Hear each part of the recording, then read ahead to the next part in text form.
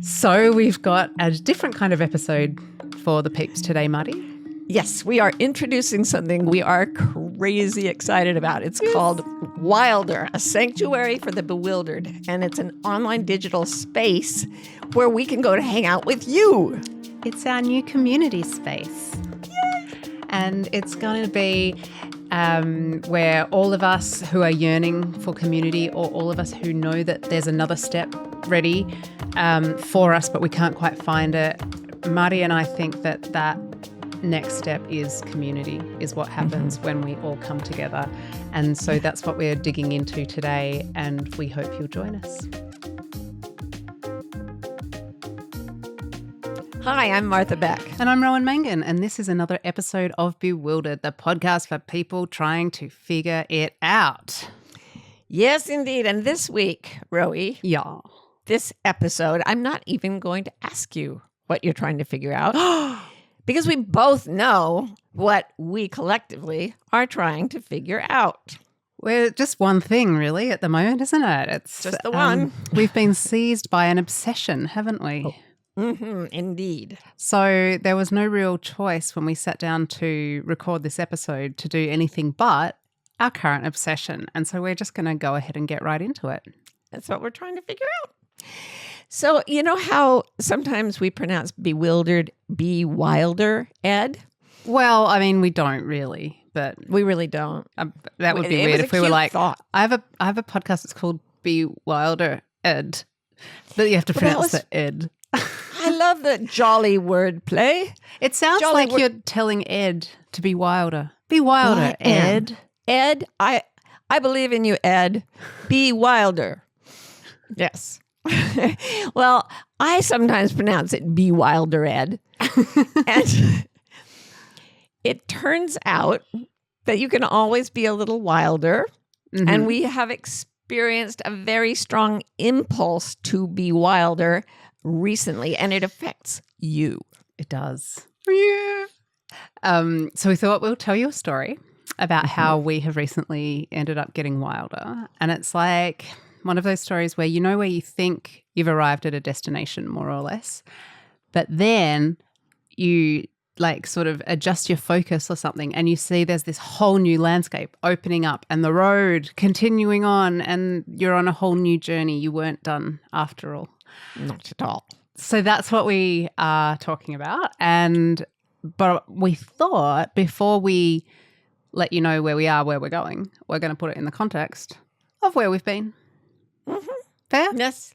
Because it's a story. It's an ongoing story, a never-ending story. All right. So I'm going to tell you my part. We all have a part of the story. I have a part, Ro has a part, and you have a part, whoever you are. So my story begins with growing up weird, being one of the other butterflies, not knowing that I was neurodivergent and gay and just generally weird. In a fervently Mormon community where I tried and tried to fit in with my culture and failed horribly. Then I went off to college and graduate school and tried to fit in with that culture, and I failed horribly. And then I became a writer.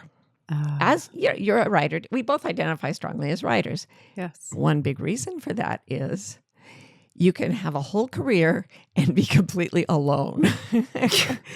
You don't have to deal with anybody else. You can be in a garret somewhere, pounding away at your word processor. Your word processor? Yes, see? That's how long ago it was. Word Perfect yes. 91.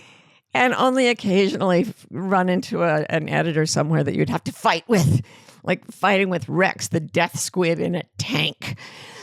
No, you could do most of it alone, but it was weird because I wanted to be able to work alone. I mean, I was too physically ill, and one might say mentally ill, certainly depressed, to work well with other people.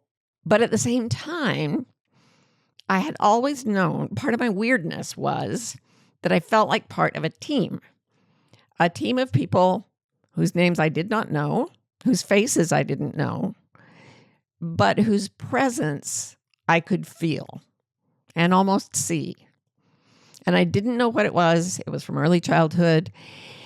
And as a writer, wrote a couple books, oh, here's a memoir. I can write about this. Here's a self-help book. I had an idea of it. Then they come back to you and they say, write another book.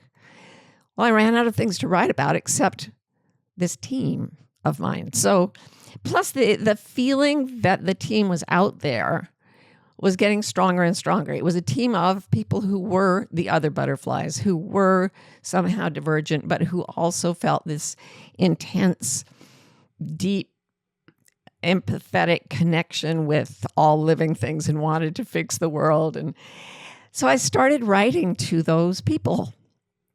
And I kept telling publishers and editors I was sure this group was out there.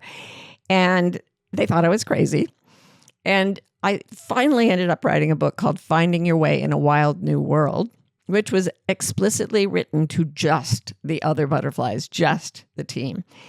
And everybody thought I was crazy. I truly thought I would never publish another book because I just lost all credibility. Sorry, credibility. When you can't pronounce credibility, it hurts your credibility. Anyway, that book, Finding Your Way in a Wild New World, I threw it out into the universe like a message in a bottle and just hoped there really was a team of people out there that would find it.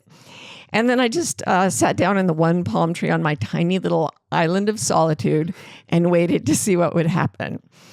And meanwhile, on the other side of the earth, I feel like, all of us, probably many of us, who identify as the other butterflies. And if you're new to that term in this podcast, there is an episode entitled The Other Butterflies that you can go back and listen to. I feel like the subtitle of our lives could just be doesn't play well with others, right? There's this kind of like grew up feeling weird, check. Yes. I don't think we're going to be the only ones relating to that. I can remember as a kid recognizing that I wasn't able to do things easily that seemed easy for other people. Mm-hmm. And so I very consciously kind of moved it into a way of being that wouldn't seem to be competing with those people for what came easily to them that I couldn't do because I knew that it just wouldn't work. So I just was always focused on something different from what everyone else did. And it was a survival strategy as much as anything else and a way of hiding in plain sight too, I think. Mm-hmm. People who listen to the podcast will know I did a lot of travel. I did a lot of solitude. I had my music and, I have always had great friends and stuff, but there was always a tension for me between people and not people. Right. I needed so much time to recover from social energy, from having to use my own social energy, and I also felt a very strong sense of the world is broken, the culture is broken, this doesn't feel the way it should. And I sort of tried to find as a cultural entry point to that. I sort of went through the political science kind of route, like can we fix, I did international politics graduate degree, can we fix it at that level? Right. What people are doing wrong. And I ended up working in Southeast Asia doing sort of international development sort of work. And it was there that I first met someone who would start telling me about this author, Martha Beck, that she was reading and that she thought at the time that I would like it. I didn't think I would like those sort of books. But I still think you should read them, Ro. I think you might like them. And then a few years later, that same friend, when the book that Marty just described as The Message in the Bottle, when that came out, my friend just like pushed it on me, at me, and would not accept no for an answer. She said, you've got to read it. It's about you. And fast forward, a bunch of years and a few stories that we've told at other times, but we found each other IRL and then we got together with Karen and we thought that was pretty wild. Pretty wild. Right. Yeah. And so come full circle, 8 years later, it's time to get wilder. Yeah. And I had gone off to live in the woods and meditate, be as close to a Zen monk as I could be. I thought that would be really wild. And then when Ro joined us, that was completely wild as well. And then right around that time, I felt this intensely strong internal directive. Now, go back and be with people. Go be with people in a different way than you've ever done. And I kept saying, I can't do people. I love humanity, but I can't cope with people. But that internal yearning, all the stuff that I tell people to pay attention to, all that inner momentum, the force was so strong that I couldn't deny it. There was no doubt that this sort of period of solitary preparation was over. And we needed to include other people in our worldscape. And so we said, hey, why don't we start a podcast? That's right. Gosh, Yes. it feels like a million years ago, doesn't it, that we started this? I know. And as those little messages in bottles went out, and we're talking about this very podcast that you're listening to us It's so now. meta. Whoa. People started coming up to us in airports, at concerts, whatever, and just telling us how much they relate to what we talk about here. And we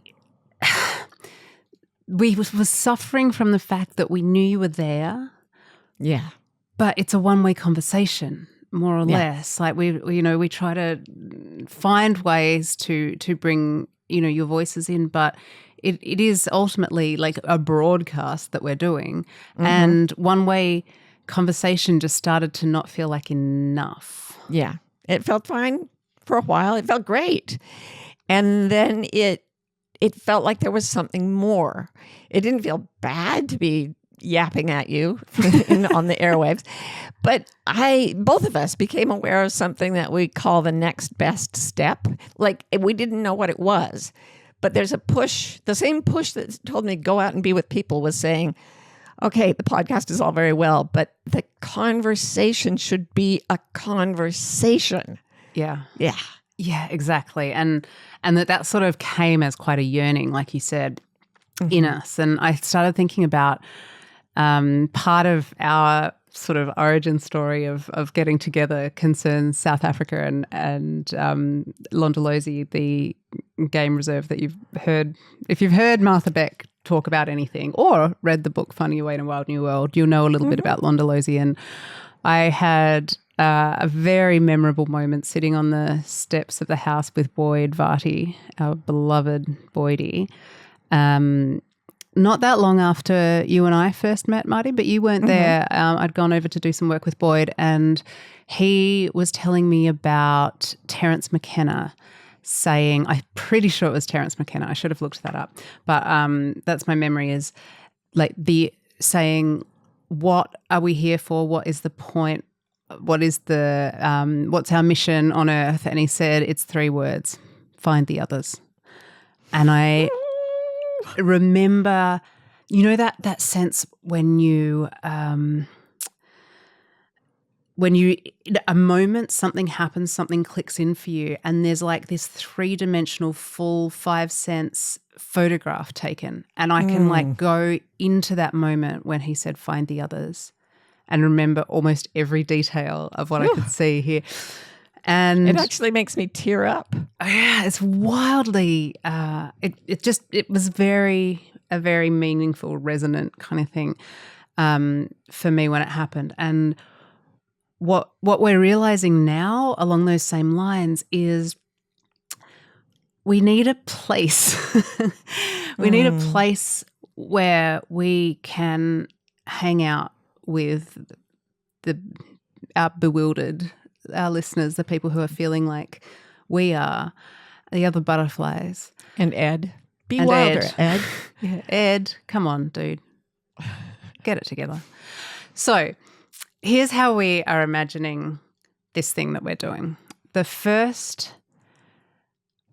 step, almost for me, if we're talking about it as your best next step, is that we need a sanctuary, because we're all a little bit traumatized from the culture and from the long-term just wear and tear on our nervous systems that trying to mask and behave and be around people who are not like us and that sort of thing.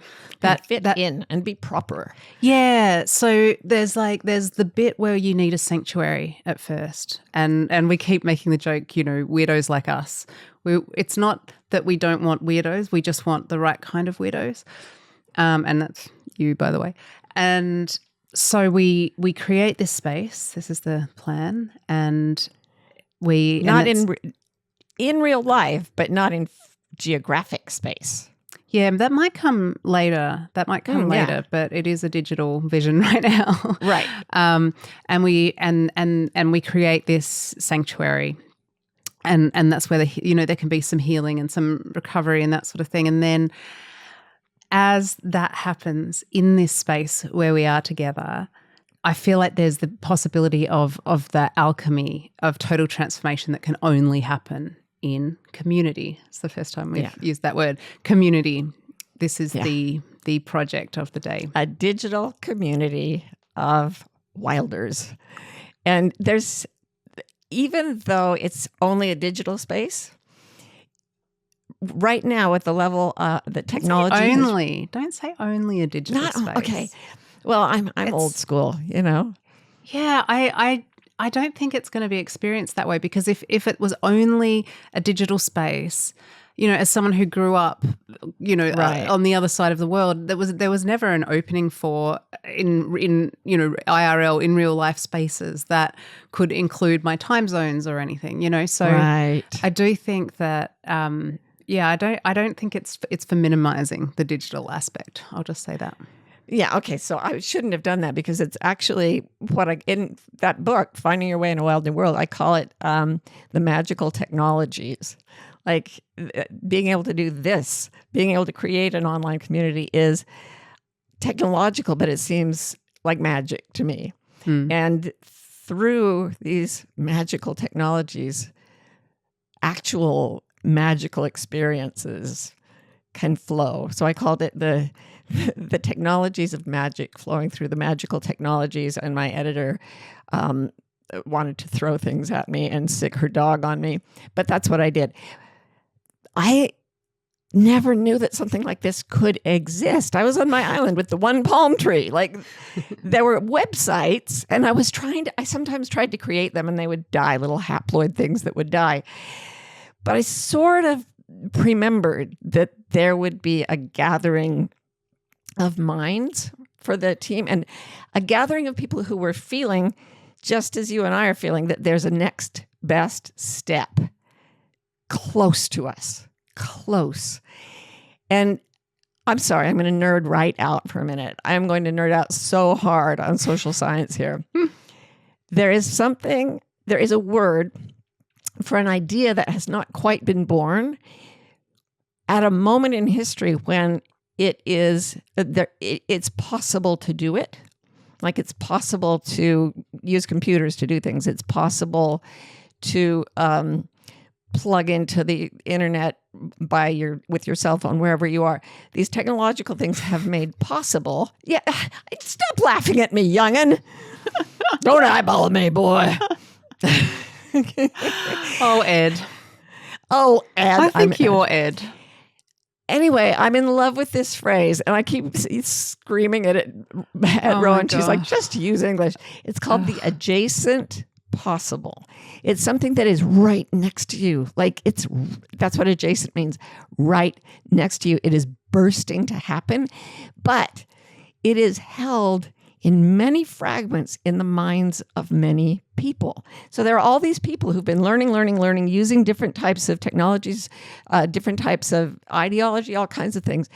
And they're all climbing toward an idea, a big idea that can flash through the whole population. But they have to be together for that to happen. And this is going to get even more nerdy. Kleber's Law. Okay, I'm not going to say that again. There's a number that you can get that will actually show you how life forms fractals. When something, like all animals have the same number of potential heartbeats in their lifetime. Oh my God. Okay, all right, I'll stop. Let me just... It's just that The smaller things get, the quicker they get, and the bigger things get, the slower they get. And that is true of human gatherings when they consist of nuts and bolts things where you have to have roads to go on and food to eat and everything. When you're doing this systemic thing, when you're gathering a group in physical space, it slows things down. But when a group gathers in conversation, the number flips and becomes positive. And the bigger the group, it doesn't just get like twice as creative when there are twice as many people. When something is 10 times larger than something else, it is 17 times more creative. Every single person in the group will start to experience really radically explosive growth in creativity, in problem solving, in shared joy, in service to each other and all beings. It is an actual number that increases as the group increases, and it's exponential. And it affects every single person in the group. It makes them exponentially more creative, more innovative, more weird.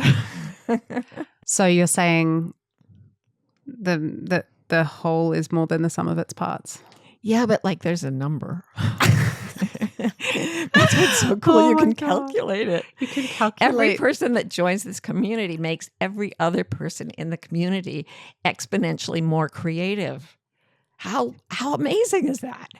And so I feel like, so when we say creative, I feel like it's like we're using that term to encompass so many different types of transformation. But Yes. maybe, so all our internal transformations will be accelerated by Yes. a special number. And it's a special secret number though. It's 17. Kleber's Law. Go look it up. Yeah, no, I really won't be doing that. But I do understand that wilder together is a concept that I can get behind and get excited by, partly because it just intuitively feels so true that when people who share this kind of sense of being out of step and being another butterfly, that pulling us together in a space is going to just like create some crazy shit, right? It's the adjacent possible. It's the next best step. Yeah, she doesn't mean next best as in best, like not quite the best. She means it's the next step that's also best. Yeah, the best way to go for you toward and creation. When I say creativity, I mean the creation of your own personality, your presence in the world, the way you do your hair. I mean, literally everything that changes as a result of interaction within a creative community is part of the creation. So I'm not just talking about like the arts and finger painting and whatnot. Yeah, and the creation of solutions to problems that we face collectively. Yeah. And creativity in the sense of the process by which something that is not becomes in the world, becomes manifest or whatever, So and can I also say that when creativity turns on in the brain, anxiety turns off. So as you jump in and become more creative and the group accelerates your creativity, it's going to decelerate your anxiety. That's my theory. So let me tell you a little bit in nuts and bolts terms what this community is going to be. It's called Wilder. It's an app. It's a social space, like an Instagram app on your phone, but just full of other butterflies. You can also use it on your desktop. And it's wherever you are with your technology.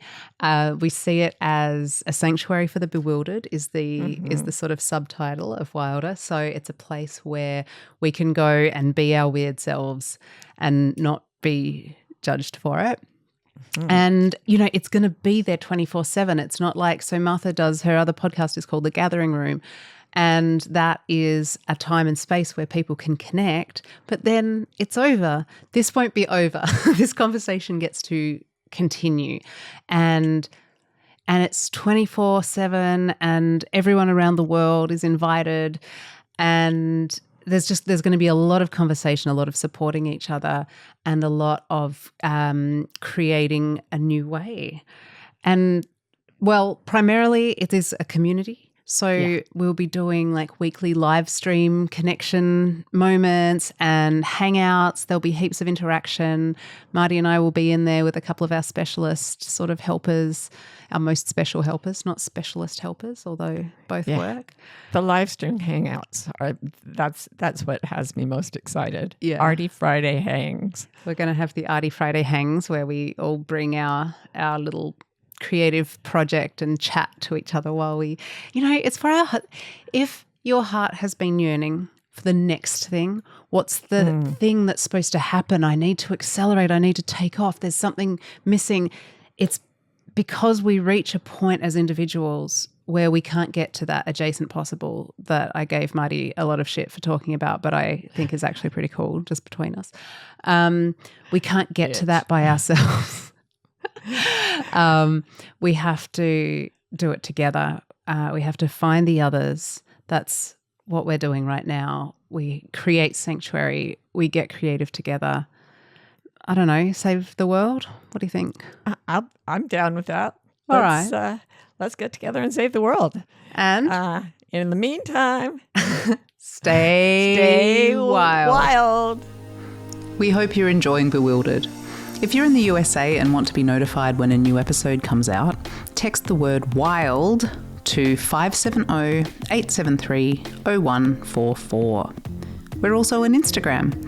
Our handle is Bewildered Podcast. You can follow us to get updates, hear funny snippets and outtakes, and chat with other fans of the show. Bewildered is produced by Scott Forster with support from the brilliant team at MBI. And remember, if you're having fun, please rate and review. And stay wild.